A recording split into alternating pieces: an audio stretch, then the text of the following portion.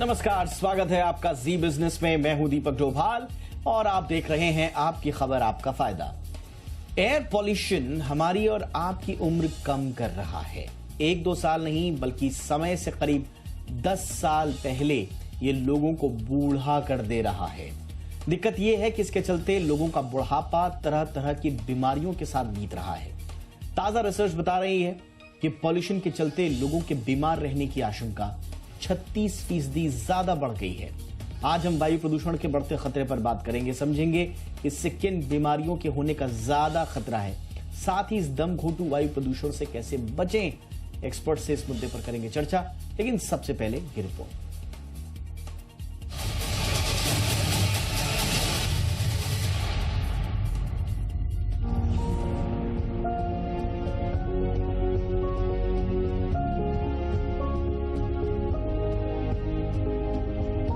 बढ़ता प्रदूषण सेहत के लिए जहर बनता जा रहा है। बीमार तो कर ही रहा है, साथ ही अब इसके चलते समय से पहले बूढ़ा होने का भी खतरा बढ़ गया है। एक स्टडी के मुताबिक बढ़ता वायु प्रदूषण एक तो हमें 10 साल पहले बूढ़ा कर दे रहा है, वहीं बेल्जियम में हुई रिसर्च के मुताबिक इसके कारण लोग 36% ज्यादा बीमार पड़ने लगे हैं। इसे लेकर डेनमार्क में हुई एक रिसर्च में कहा गया है कि वायु प्रदूषण के कारण कोरोना मरीजों में मौत का खतरा 23% बढ़ गया। खासकर बढ़ते वायु प्रदूषण का सांस की नली और फेफड़ों पर सबसे ज्यादा असर देखने को मिला है। वहीं इसके चलते युवा भी तेजी से अस्थमा की चपेट में आ रहे हैं, यानी वायु प्रदूषण हमारे सेहत पर चौतरफा हमला कर रहा है। कोविड मरीजों पर हुई एक स्टडी में ये बात सामने आई है कि अस्पताल में भर्ती हुए कोरोना मरीज जिन पर प्रदूषण का ज्यादा प्रभाव था, वो अस्पताल में उन कोरोना मरीजों के मुकाबले 4 दिन ज्यादा भर्ती रहे जिन पर प्रदूषण का प्रभाव कम था। इससे एक बात साफ हुई है कि वायु प्रदूषण दवाओं के असर को भी कम कर रहा है। इसके खतरे की बात करें तो हवा में तैरते PM 2.5 जैसे बेहद बारीक कण सांस लेने के दौरान सीधे फेफड़ों तक पहुंच जाते हैं और इन्हें बीमार कर देते हैं। इसके अलावा नाइट्रोजन ऑक्साइड, सल्फर डाइऑक्साइड जैसे जहरीले कणों के चलते लोगों को सांस लेने में दिक्कत हो रही है और हमारे फेफड़ों के काम करने की क्षमता भी धीरे धीरे घट रही है। वहीं फैक्ट्री वाहनों से निकलने वाले जहरीले सल्फर डाइऑक्साइड से आंखों और त्वचा पर बुरा असर पड़ रहा है। नतीजा ये हो रहा है कि समय से पहले हमारी आंखें और त्वचा हमें बुढ़ापे की ओर ढकेल रही हैं। आंखों और त्वचा के अलावा वायु प्रदूषण के तौर पर हवा में तैरते जहरीले पार्टिकल्स हार्ट संबंधी बीमारी, डायबिटीज, हाइपरटेंशन और मल्टीपल स्क्लेरोसिस जैसी घातक बीमारियों की वजह बनते जा रहे हैं। हालांकि ग्लोबल लेवल पर वायु प्रदूषण को कम करने की मुहिम तेज होती जा रही है और विकल्प के तौर पर ग्रीन एनर्जी पर जोर दिया जा रहा है, लेकिन ये मुहिम बहुत धीमी गति से आगे बढ़ रही है। वायु प्रदूषण से बचने के उपायों पर बात करें तो अधिक से अधिक पेड़ पौधे लगाना, सार्वजनिक वाहनों के इस्तेमाल के साथ साथ ईंधन के तौर पर पेट्रोल डीजल के दूसरे विकल्पों पर और तेजी से काम करना होगा। यूरोपीय देशों में साइकिल का चलन तेजी से बढ़ा है, ये भी वायु प्रदूषण को कम करने में एक अच्छी पहल है। वहीं इससे बचने के लिए रेगुलर बेसिस पर मास्क का इस्तेमाल भी हमें सेहतमंद रखने में मददगार साबित हो सकता है। लेकिन जब बात प्रदूषण की करते हैं तो मृदा यानी भूमि प्रदूषण, जल प्रदूषण और ध्वनि प्रदूषण भी हमारी सेहत के लिए घातक बनते जा रहे हैं। इन्हें लेकर भी सख्त गाइडलाइन लाने की जरूरत है ताकि सेहत को बीमार होने से बचाया जा सके। ब्यूरो रिपोर्ट, जी मीडिया। बहुत ही खास मेहमान आज की चर्चा के लिए इस वक्त हमारे साथ हैं। आज के मेहमानों का परिचय आपसे करा दें। हमारे साथ हैं डॉक्टर राहुल चंदोला, जो कि फाउंडर हैं IHLD यानी कि institute of heart lungs diseases and research centre के। बहुत बहुत स्वागत है डॉक्टर चंदोला आपका हमारे शो पर। डॉक्टर चंदोला, मैं चर्चा की शुरुआत आपसे ही करना चाहूंगा। कुछ साल पहले हमने कोरिलेशन से रिलेटेड कुछ 2-4 स्टडीज तो देखी थी। इनफैक्ट एक कोलोराडो स्टेट यूनिवर्सिटी की रिपोर्ट थी जिसमें एयर पॉल्यूटेंट्स का सेल्यूलर एजिंग से कुछ कनेक्शन बताया गया था। लेकिन अब ये जो ताजा स्टडी कह रही है कि 10 साल पहले बुढ़ापा आ जा रहा है, ये फाइंडिंग कितनी इंपॉर्टेंट है और इसके बेसिस क्या क्या आपको समझ में आ रहे हैं सर? देखिए, एयर पॉल्यूशन जो है ऑलमोस्ट हर ऑर्गन सिस्टम को इफेक्ट करता है, जिसमें जो है हार्ट, लंग्स, जो कि नोन है कि लंग्स को का इन्वॉल्वमेंट होता है। हार्ट भी हमें पता है कि कार्डियोवैस्कुलर हेल्थ को इफेक्ट करता है। ब्रेन मेंटल हेल्थ को इफेक्ट करता है। साथ में जो है ये ब्लड वेसल्स जो एंडोथीलियम है वहां पे इफेक्ट करता है, फ्री रेडिकल्स रिलीज करता है, जिससे जो है इन्फ्लेमेशन जो है वो ऑर्गन सिस्टम्स में होता है। As a result even skin पे इफेक्ट होता है, जो एज स्पॉट्स हैं और रिंकल्स हैं वो भी देखे गए हैं कि एयर पोल्यूशन वाले एरियाज में जो है वो लोगों को पहले आते हैं, लोग समय से पहले जो है एज कर रहे हैं। तो ये सारी प्रॉब्लम्स एयर पोल्यूशन की वजह से है और बेसिक मॉलिक्यूलर लेवल पे जो है इसके जो है इफेक्ट्स होते हैं, जिसकी वजह से जो है ओवरऑल सभी ऑर्गन सिस्टम्स जो है इन्वॉल्व होते हैं। जी डॉक्टर चंदोला, क्या कंपनसेट किया जा सकता है? मैं खासतौर से एजिंग की बात करूंगा। अब एजिंग में जैसा कि आपने शुरुआत में कहा कि उस एज के साथ साथ आपके जो ऑर्गन्स पर इंपैक्ट पड़ रहा है वो सिचुएशन को और खराब कर रहा है, लेकिन क्या इसको हम कॉम्पनसेट कर सकते हैं? कुछ लोग कहते हैं साहब एक्सरसाइज कीजिए, कुछ लोग कहते हैं कि आप जो दूसरे स्मोकिंग वगैरह तो बिल्कुल भी नहीं करनी चाहिए, लेकिन बाकी क्या हम अपनी दिनचर्या में बदलाव, अपनी लाइफस्टाइल में बदलाव करके क्या कंपनसेट कर सकते हैं? जी देखिए, सबसे जरूरी चीज तो ये है कि प्रिवेंशन, अगर एयर पोल्यूशन को हम किसी तरह से जो है प्रिवेंट कर सकें, वो तो खैर गवर्नमेंट लेवल पे पॉलिसीज और बाकी सब जो है एक कलेक्टिव कंसेंस में आना जरूरी है। उसके अलावा जो है इंपॉर्टेंट चीज है हर व्यक्ति क्या कर सकता है। जिस समय पोल्यूशन ज्यादा होता है, सभी को पता होता है कि कौन सा टाइम है, गवर्नमेंट एडवाइजरीज भी देती है। ऐसे समय में जो है हम सभी को कोशिश करनी चाहिए कि जो है आउटडोर एक्टिविटीज कम करें, इंडोर्स रहें, खासतौर से ट्रैफिक वाले एरियाज हैं वहां पे जो है एक्सपोजर कम हो आपको।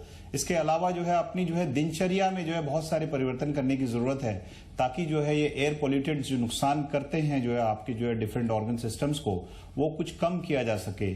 हमें जो है नियमित रूप से व्यायाम करना चाहिए। व्यायाम भी जो है घर के अंदर करें।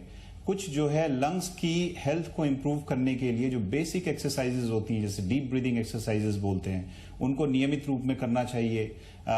जो सिंपल योगा एक्सरसाइजेज हैं, अनुलोम विलोम, ये हर व्यक्ति जो है करे घर पे। इससे जो है लंग हेल्थ इंप्रूव होगी। हम जो है डेली जो है सुबह शाम जो है स्टीम इनहेलेशन लें, इससे जो है एयरवेज जो है ह्यूमिडिफाइड रहेंगे, एयर पोल्यूटेंट्स का जो है इफेक्ट जो है वो कुछ कम होगा।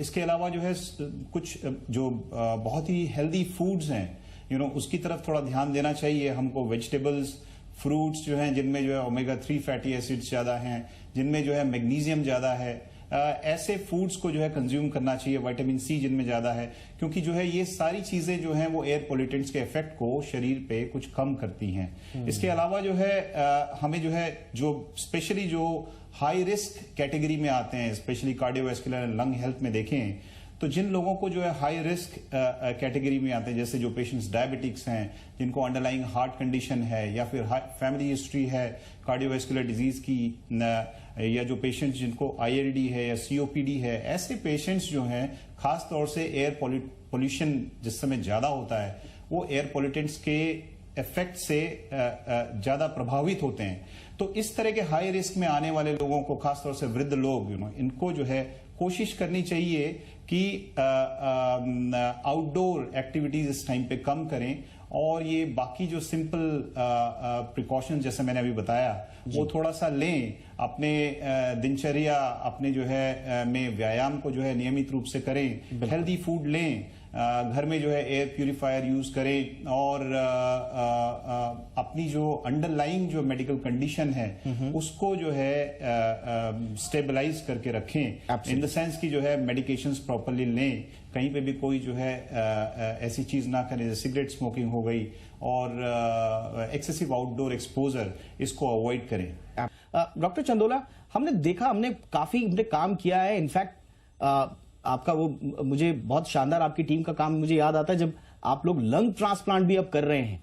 एक व्यक्ति जब आपके टेबल पर आता है या ऑपरेशन थिएटर में होता है और आप देखते हैं कि अलग अलग कारणों से उसके फेफड़े या उसके दूसरे ऑर्गन्स पर इंपैक्ट है, क्या आपको उस वक्त लगता है कि पॉलिसी में ऐसा क्या बदलाव होना चाहिए कि व्यक्ति कम से कम सरकारी नीतियों के चलते कम से कम वो उसको भुगतना ना पड़े, उसके ऑर्गन्स पर इंपैक्ट ना हो, उसके अपने जो फैसले हैं वो ठीक है, वो स्मोकर है या उसका अनहेल्दी लाइफस्टाइल है, लेकिन जो पॉलिसी लेवल के सवाल हैं उनको देखकर आपको क्या लगता है, क्या ठोस नीति बननी चाहिए? देखिए, ये बात सही कह रहे हैं आप कि क्योंकि जो हम लंग्स देखते हैं, अब अगर पॉसिबल होता हम आपको दिखा सकते कि जो है जब हम ऑपरेट करते हैं, जब चेस्ट ओपन करते हैं, हमारा डेली का काम है जो है हार्ट ओपन करना, चेस्ट ओपन करना, तो लंग्स जो है सामने दिखते हैं। और जो हम देखते हैं अभी जो है समबडी हु इज 30 साल की उम्र, 35 साल की उम्र, 40 साल की उम्र में वो लंग्स में जो है कार्बन पार्टिकल्स दिखते हैं। इवन दो पेशेंट की कोई स्मोकिंग की हिस्ट्री नहीं है, लेकिन फिर भी जो है सीओपीडी का कुछ एलिमेंट हमें दिखाई देता है। जब हम हार्ट को ओपन करते हैं, बीच से चेस्ट को ओपन करते हैं हार्ट के ऑपरेशन के लिए, दोनों लंग्स एकदम किसिंग लंग्स बोलते हैं हम। किसिंग लंग्स जो है सीओपीडी की डेफिनेशन है। वो हमको अक्सर जो है ये किसिंग लंग्स दिखते हैं इनफैक्ट यंग लोगों में, जो 30 साल की एज है, 35 साल की एज है, 40 साल की एज है। ऐसा शायद जो है आज से 2 डेकेड पहले या 3 डेकेड पहले नहीं रहा होगा, ऐसा हम अज्यूम कर रहे हैं। बट ये कॉमन चीज है। फैमिली पेशेंट की हिस्ट्री डिटेल में ली जाती है तो कोई स्मोकिंग की हिस्ट्री नहीं है। ऐसा क्यों है? ऐसा इसलिए है क्योंकि जो है एयर पोल्यूशन एक मेनेस की तरह जो है हमारे सामने खड़ा है। और अभी कुछ समय से ये चीज और ज्यादा बढ़ गई है। लोग एयर पोल्यूशन को बहुत एक्सपोज्ड हैं और बहुत अर्ली एज से एक्सपोज्ड हैं। दिल्ली एनसीआर, इनफैक्ट इंडिया के, नॉर्थ इंडिया के सभी सिटीज में, जितनी भी बड़ी सिटीज हैं, कोई भी सिटी अछूती नहीं है एयर पोल्यूशन से। सभी लोग एक्सपोज्ड हैं। अल्टीमेटली लंग हेल्थ और कार्डियोवैस्कुलर हेल्थ जो है वो सबसे ज्यादा इफेक्टेड है एयर पोल्यूशन से। सो ऑफ कोर्स जो है पॉलिसी लेवल पे चेंजेस होने चाहिए।